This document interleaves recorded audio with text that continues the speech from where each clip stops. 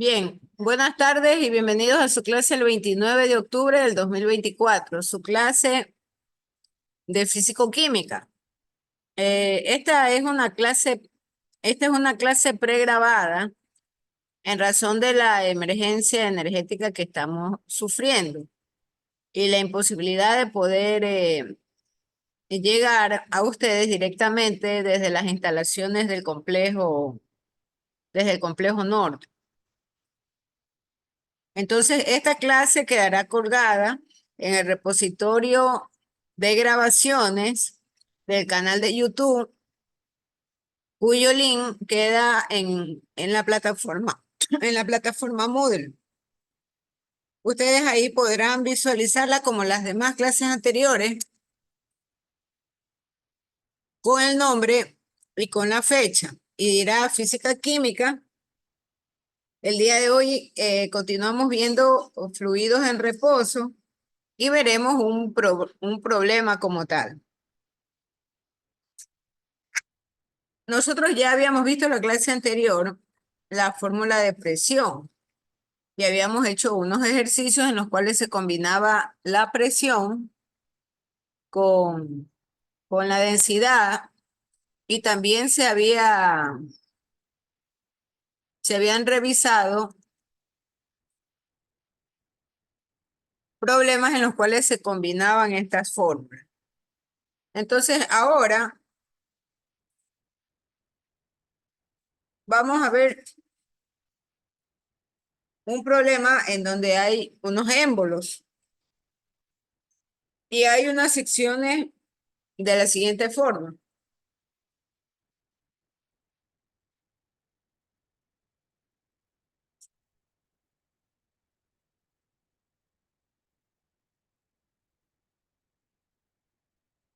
Entonces, son unas prensas hidráulicas. Así es como se llaman estos sistemas. Y estos sistemas están llenos de algún líquido, que puede ser agua, lo que puedan imaginarse. Pero hay dentro un líquido. Y hay un par de émbolos. Unos émbolos que son como unas especies de tapones.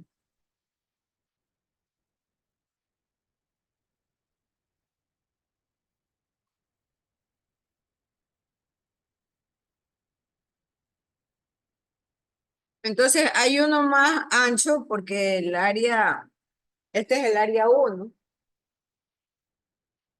Esta área 1 por supuesto, tiene o experimenta una fuerza 1 aquí debajo. Y del otro lado hay un émbolo pequeño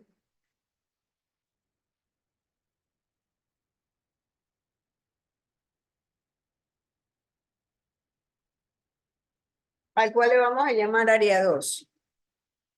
Y esa área 2 obviamente tiene una fuerza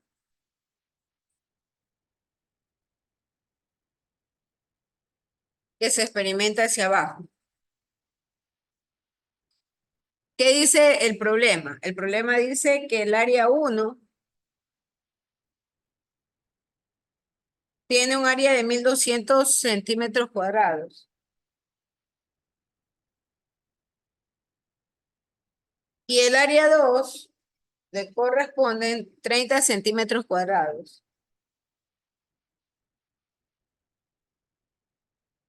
Y el problema indica que se le aplica al émbolo más pequeñito una fuerza 2 de 10 kiloponios.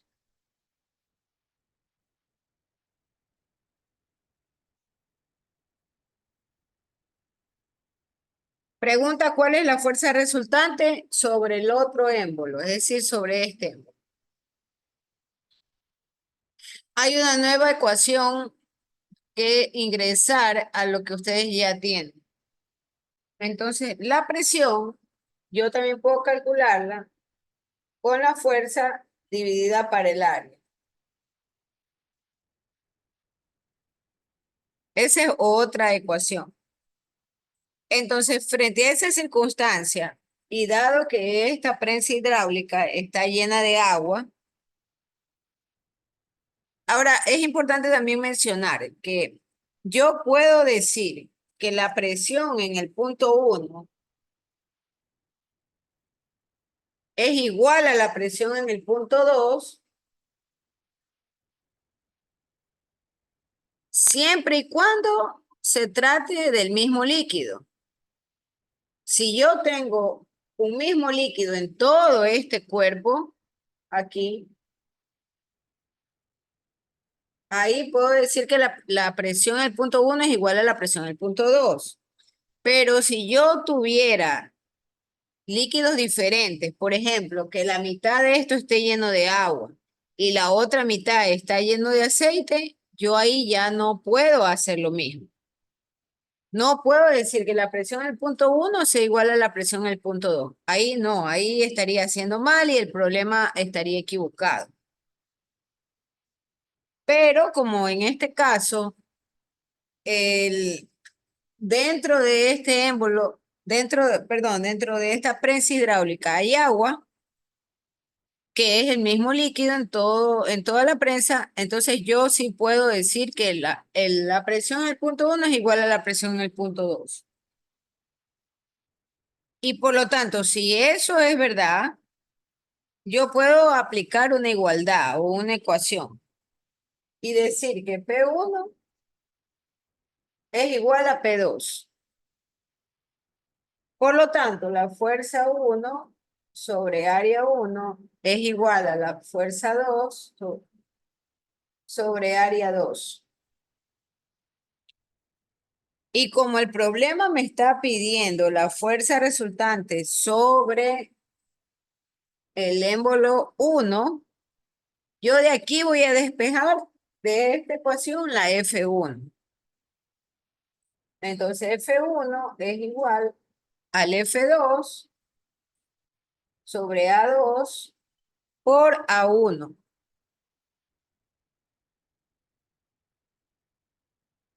Y entonces con esta igualdad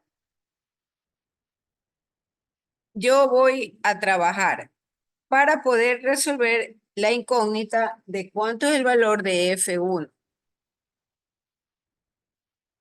Ya lo demás es muy sencillo. Tenemos que armonizar unidades y además reemplazar, ¿no? Eso no es del otro mundo. ¿Qué vemos acá? Tenemos un área en centímetro cuadrado, otra área en centímetro cuadrado y tenemos una fuerza en kiloponios.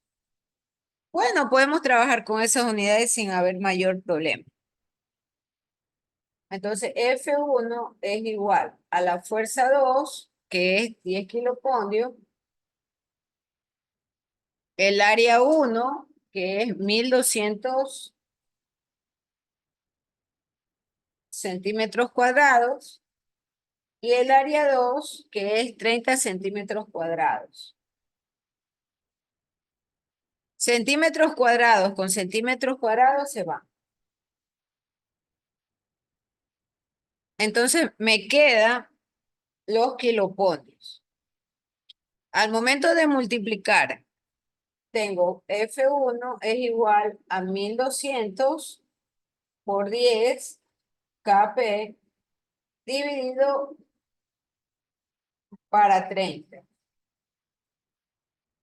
Un 0 con otro 0 se va. Entonces me queda que la fuerza 1 es igual a 400 Kp. Nuevamente, repito, este es un problema en el cual se está mostrando una prensa hidráulica que es un sistema en forma de U, donde yo puedo tener un lado de mayor área que el otro, o en otros casos pueden haber prensas hidráulicas en los cuales el área sea igual, ¿no? Y los émbolos tengan el mismo tamaño. Lo importante que tengo que recordar de estos sistemas es identificar si en el problema dicen que está lleno de un solo líquido. Porque si hay dos líquidos, yo no puedo aplicar este sistema, de decir que del un lado la presión en el punto 1 es igual a la presión en el punto 2. Otra consideración muy importante. Hay problemas en los cuales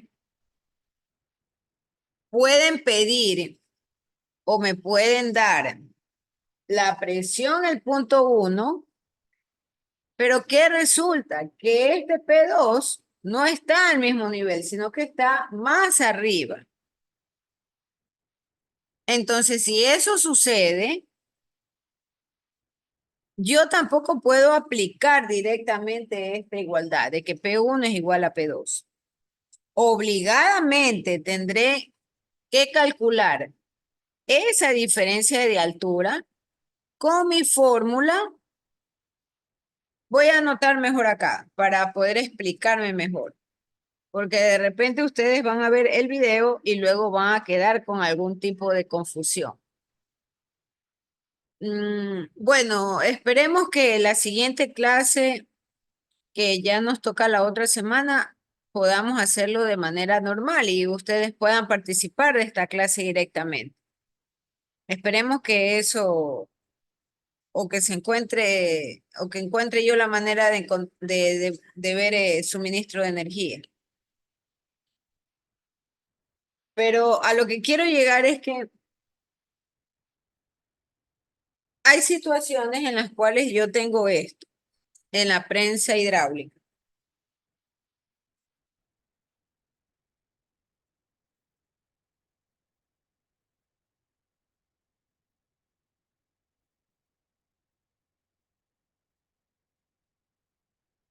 Y aquí tengo mi émbolo 1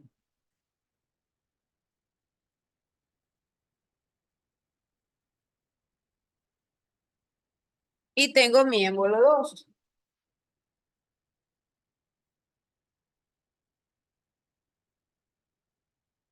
Pero noten que hay una diferencia de altura entre la base del A1 con la base del A2.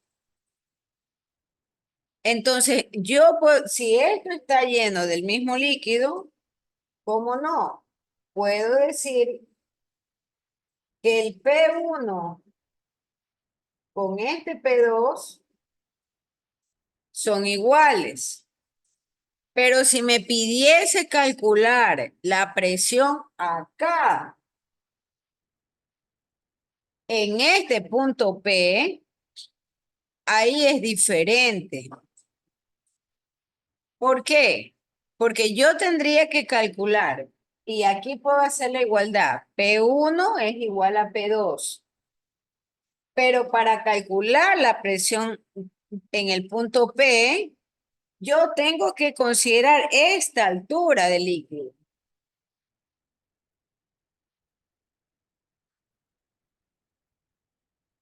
Y para calcular esa altura, significa que este punto P2 va a ser el resultado de la presión que experimenta en el punto P más el P2. Y eso es igual al P1. En resumen, ¿cómo queda lo que estoy yo diciendo?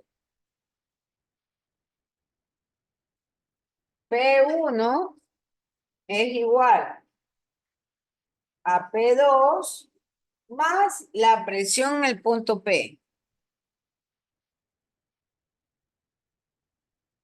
Y la presión en este punto P, esto lo puedo calcular con fuerza 1 sobre área 1, fuerza 2 sobre área 2. Pero esta P la voy a calcular con el ρGH, que es la fórmula que nosotros vimos ya hace un par de semanas.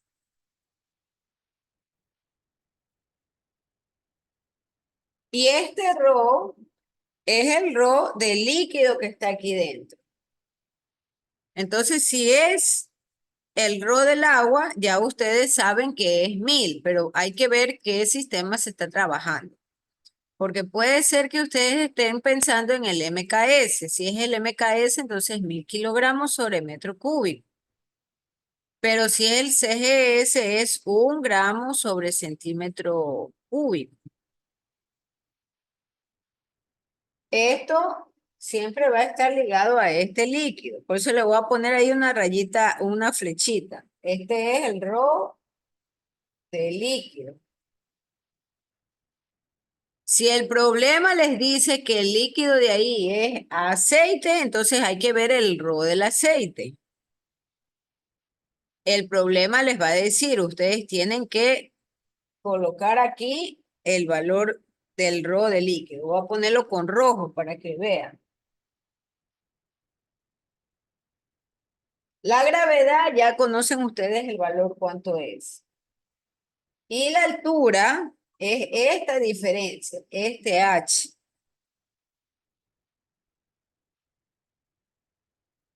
Ya. Esa explicación es muy importante que lo tenga pendiente, porque va a quedar una tarea. Yo, en la medida de lo posible, voy a tratar de subirla. Y allí hay algunas figuras en las cuales está ese tipo de problema. Y ya saben ustedes lo que tienen que hacer. También hay otra alternativa. Ustedes pueden calcular la presión igualando los dos puntos, pero considerando las alturas. O sea, con esta forma, con el rho GH. Ahora vamos a hacer otro, otro problema hasta poder borrar.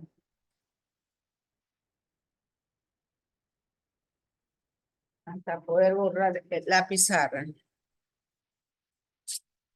Hay un concepto nuevo que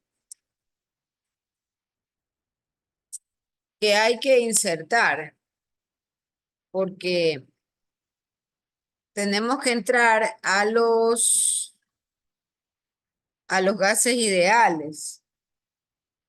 Pero antes de entrar a los gases ideales, vamos viendo la conversión de grados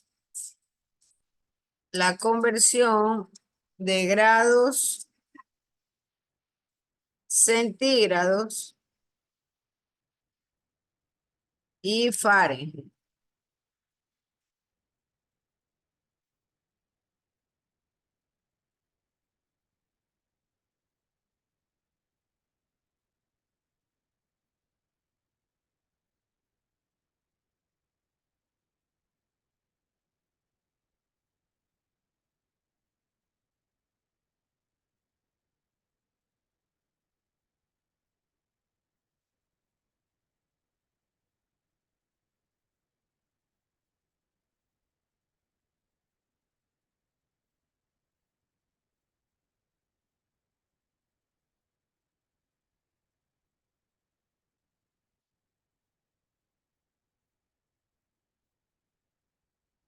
Entonces vamos a dejar proyectado la fórmula de la conversión.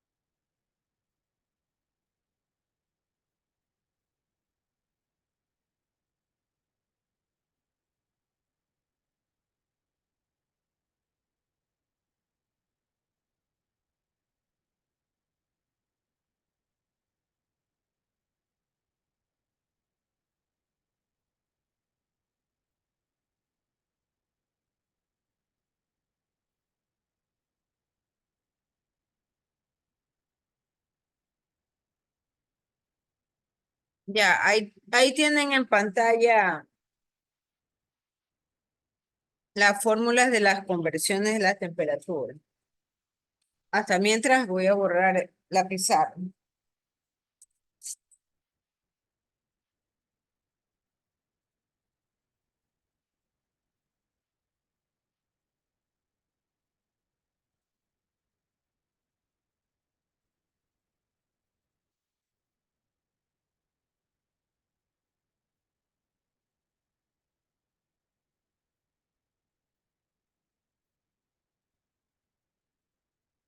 La,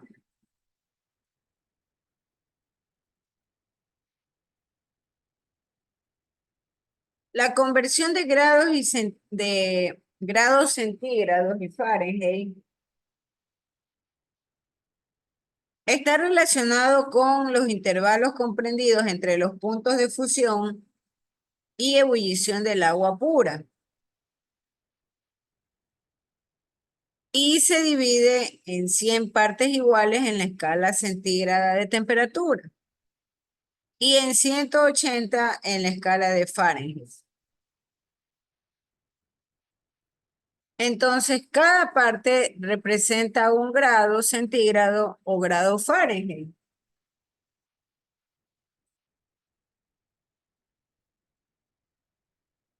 Por lo tanto, yo tengo que un grado centígrado es igual a 180 dividido para 100.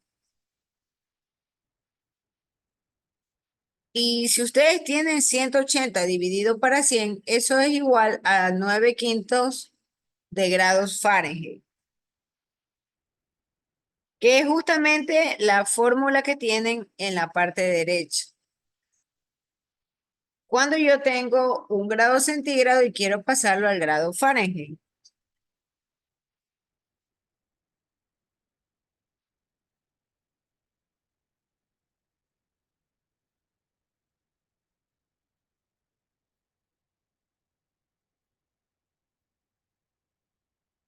Pero la fórmula que está en la izquierda habla de cuando yo tengo grados Fahrenheit y quiero pasarlos a grados centígrados.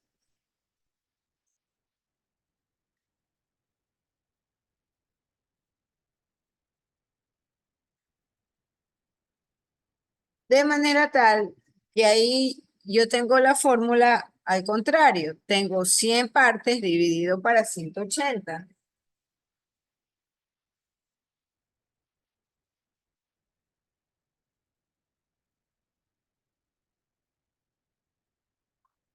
Y al momento en que yo tengo dividido 100 para 180, eso le da igual a 5/9, simplificando. Esa es justamente la fórmula que ustedes la pueden visualizar a la izquierda.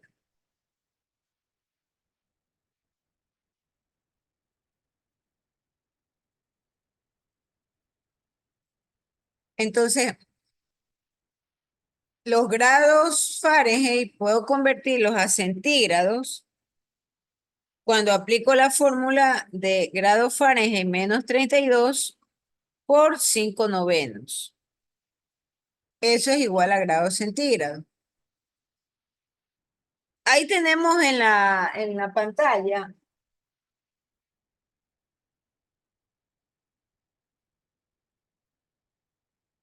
una correspondencia de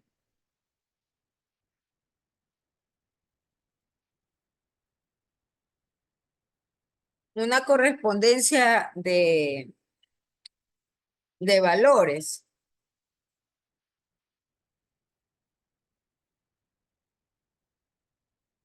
Y por ejemplo, tenemos que a menos 273 grados Celsius le corresponden menos 450,67 grados Fahrenheit.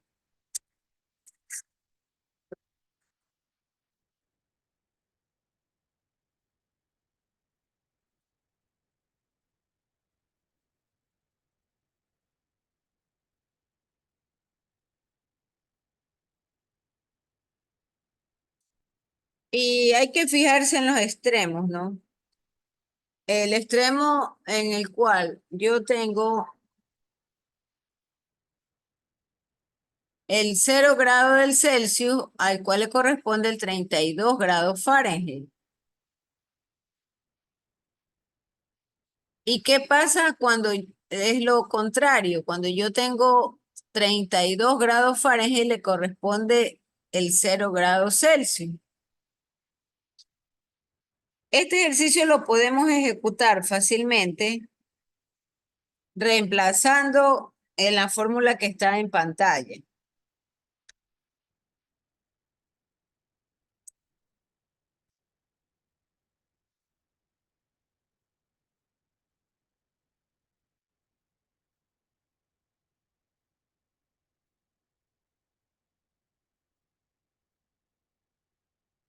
Si yo tengo grado Fahrenheit menos 32 por 5 novenos, esto es igual a grados Celsius, yo voy a tomar un valor de esta escala, de la escala que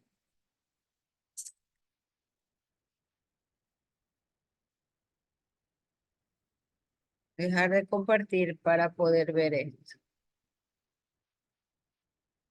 Entonces, si yo tengo grados Celsius igual a grados Fahrenheit menos 32 por 5 novenos,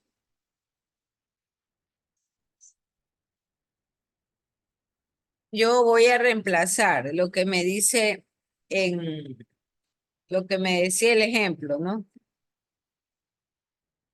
Supongamos que tenemos 26,6 grados Fahrenheit.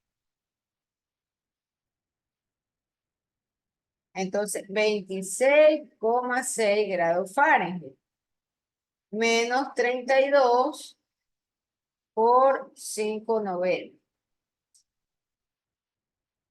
Entonces, nosotros con la calculadora restamos 26,6 menos 32 da 5,4. Pero eso es un valor negativo, 5,4. ¿Por qué?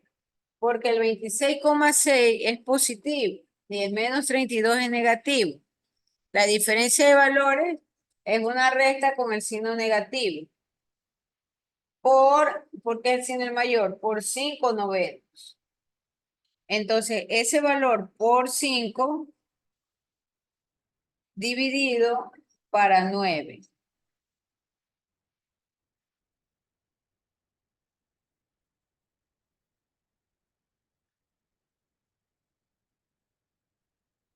Entonces, en grados Celsius tengo menos 3. Ese valor, este valor, menos 5,4 por 5 novenos. Este valor es igual a menos 3. Esa es entonces la correspondencia cuando yo tengo 26,6 grados Fahrenheit. Entonces, les muestro en la pantalla lo que teníamos, lo que nos estaba indicando esta imagen, ¿no?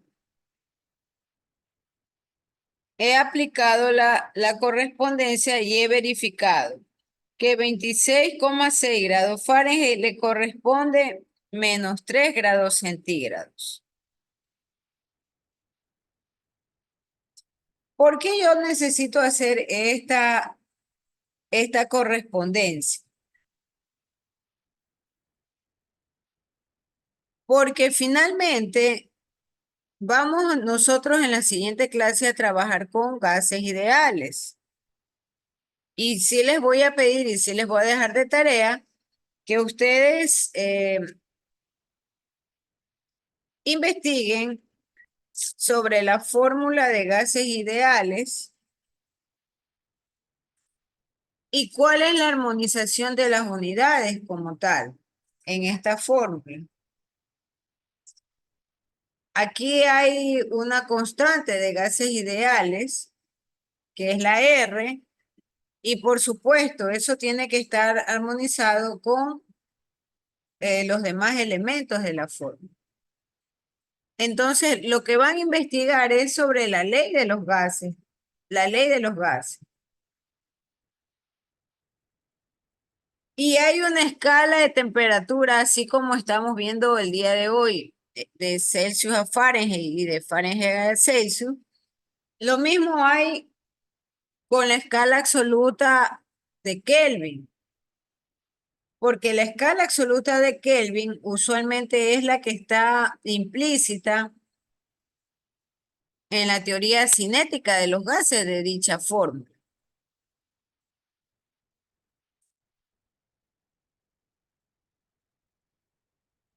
Como un comentario adicional, a la temperatura de fusión del agua pura, la escala centígrada se le asigna el valor de 0.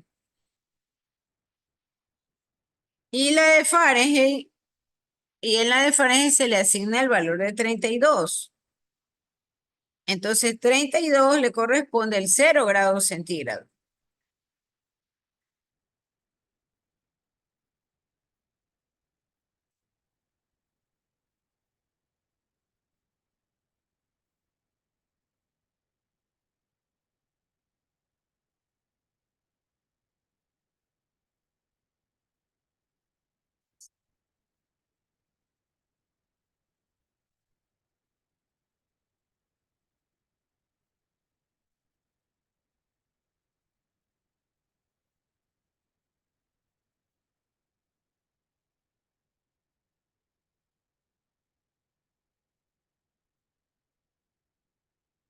Dejar de compartir esto para pasar a la escala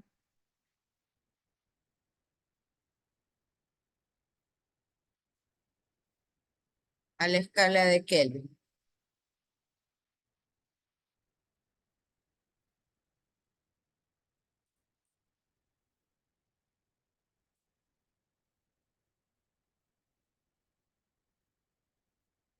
La escala de Kelvin y su respectiva correspondencia, ¿no?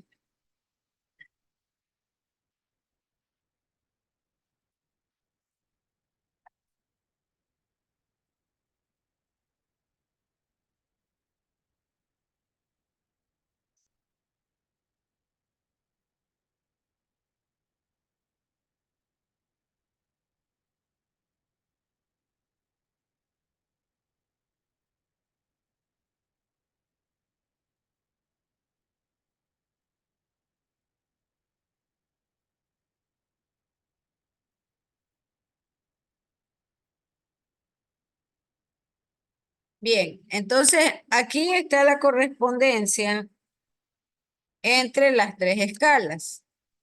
La escala de Kelvin, la escala del Celsius y la escala de Fahrenheit.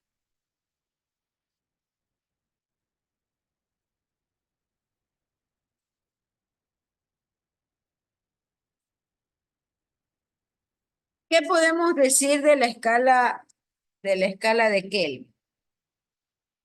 La escala de Kelvin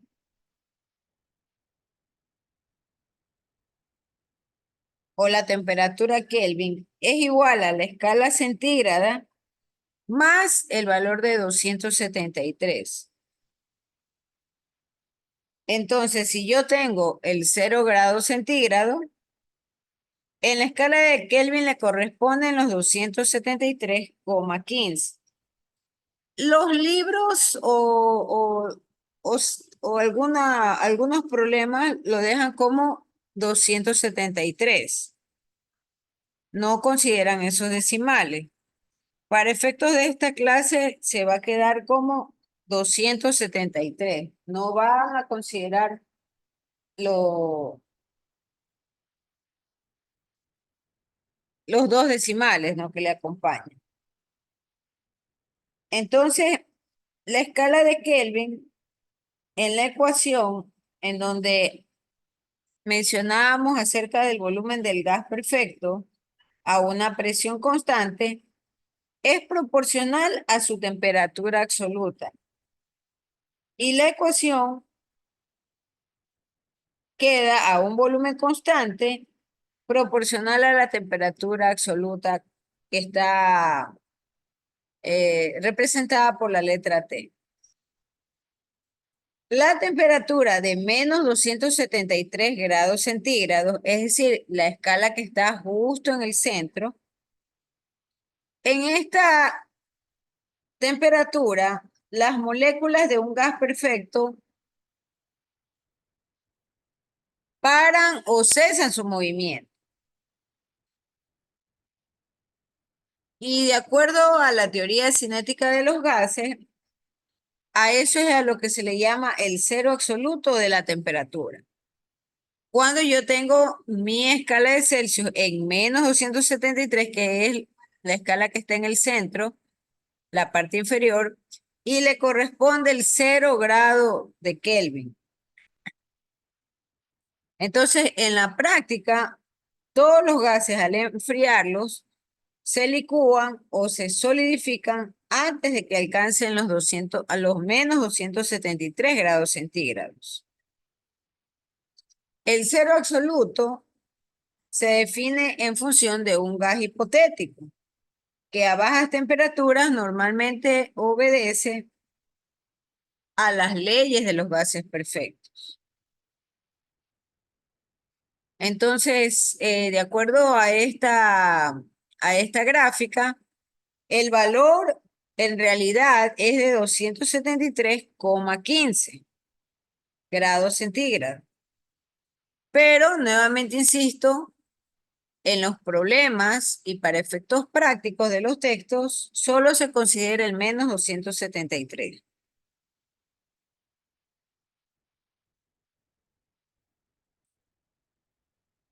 Hay un concepto también que vamos a dejarlo mencionado.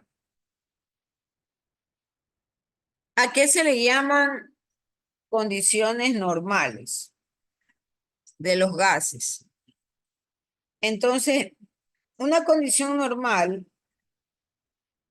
le corresponde a una temperatura de 0 grados centígrados o de 273 grados Kelvin, con una atmósfera de presión.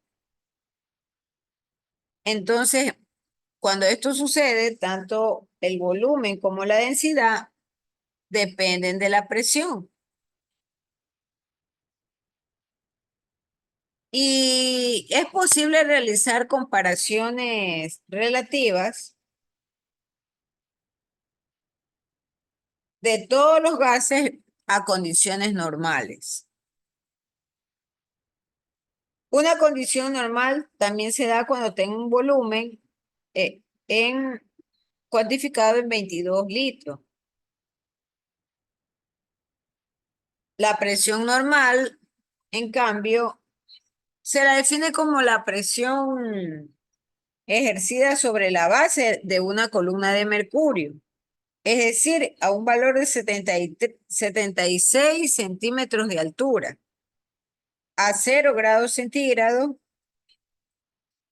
y por supuesto esto por efecto exclusivo del peso.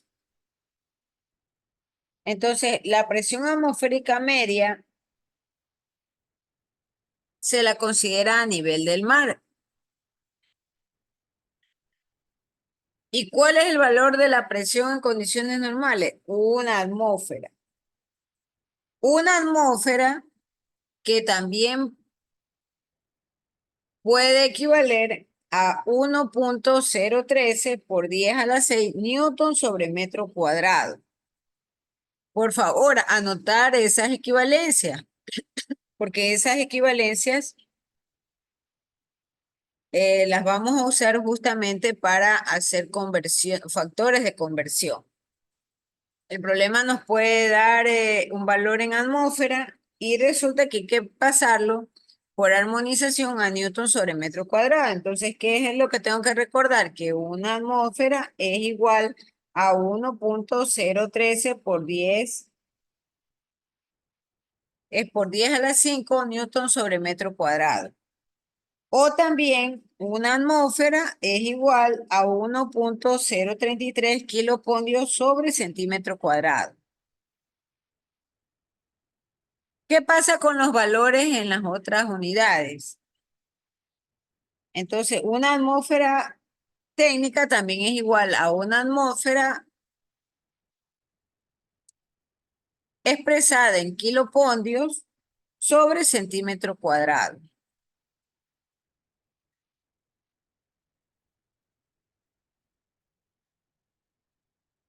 ¿Qué más es importante mencionar?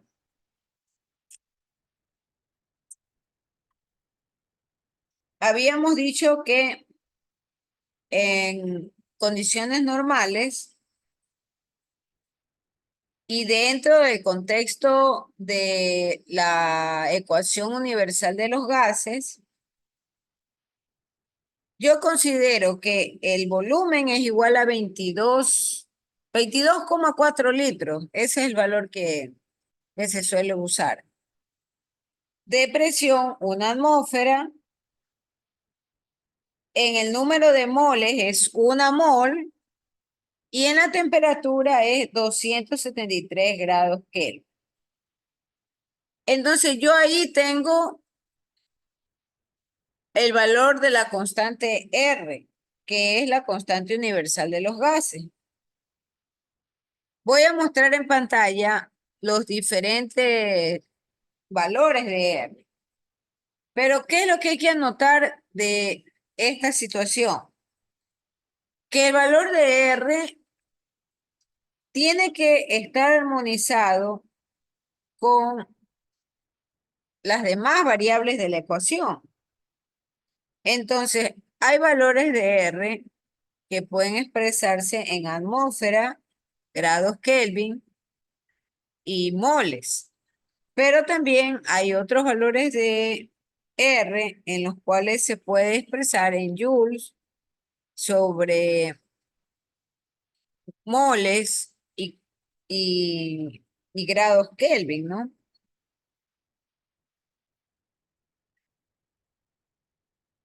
Veamos los diferentes valores de R.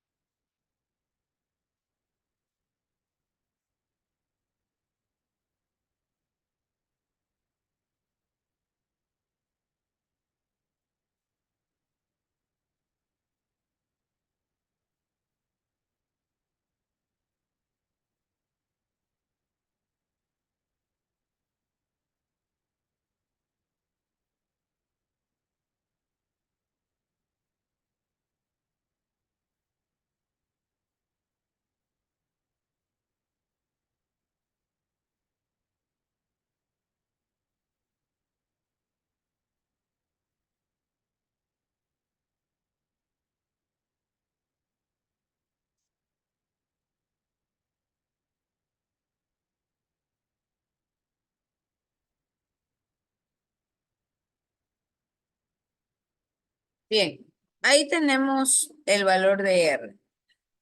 Entonces, yo puedo tener que el valor de R es de 8,31 cuando sus unidades están expresadas en joules sobre grados Kelvin mol. Pero también puedo tener el valor de la misma R expresado en 0,08205. Para efectos de esta clase habíamos comentado que solo vamos a usar dos decimales. Tres decimales en el caso de R, no más allá de eso. Y cuando el valor de R es 0,082, las unidades son litro, atmósfera, dividido para grados Kelvin mol. Y si es de 8,20 por 10 a la menos 5, yo tengo mis unidades de R en metro cúbico, atmósfera, dividido para grados Kelvin, mol. ¿De qué depende la selección del valor de R? Nuevamente insisto, depende de las demás unidades de las otras variables. Si yo tengo una presión, tengo la presión en atmósfera, pues puedo seleccionar el valor de R, tanto el 0,082 como el 8,2057. Lo que me va a definir es la unidad del volumen. El volumen en la fórmula o en la ecuación ideal de los gases puede estar expresado en litros o en metro cúbico. Y esa es la diferencia importante que ustedes ven entre uno y otro valor de R. Entonces, como conclusión, yo puedo tener a partir de la ecuación de los gases, a partir de la ecuación general de los gases o de los gases ideales, el valor de la constante R. Y este valor de la constante siempre va a ser el mismo. Sin embargo, la selección del valor de R va a depender de los datos que me proporciona el problema con respecto al volumen. Al volumen que en este caso puede estar expresado en litros o en metros cúbicos. Siempre se va a trabajar con temperatura Kelvin. Entonces, como regla general, si en el problema tengo yo valores en grados centígrados, pues debo de obligadamente pasarlos a grados Kelvin para poder operar con la fórmula. Caso contrario, va a generar errores. Y también yo debo de trabajar con una mol. Con una mol como tal. Bien, ustedes van a tener como tarea escribir la constante R con sus diferentes unidades. Y además investigar la ecuación de los gases ideales.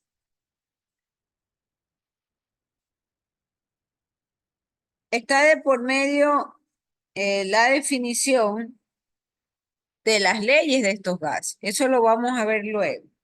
Por lo pronto, solamente van ustedes a investigar sobre la ley general de los gases perfectos o de los gases ideales, donde presión por volumen es igual a N por R y por T. N el número de moles, R la constante universal y T la temperatura. La temperatura es expresada en grados Kelvin.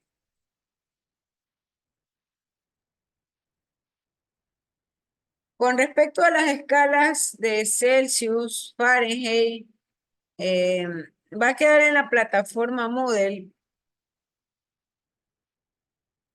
algunos ejercicios que por supuesto tienen que desarrollarlo a mano y una vez que desarrollen a mano tienen que escanearlo y pasarlos en PDF, en archivos que no pesen más allá de 2 megas, para que en la plataforma los puedan subir.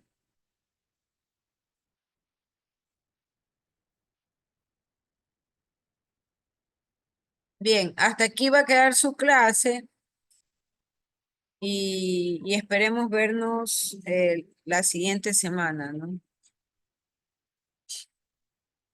No olviden que esta clase, el link va a quedar colgado o está colgado ya en la plataforma Moodle. Ahí se encuentra. Ustedes, de todas maneras, voy a recordárselo.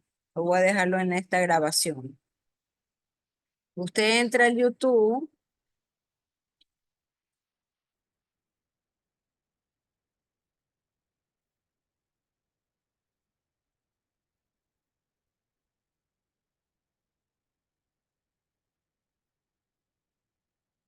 Usted entra al YouTube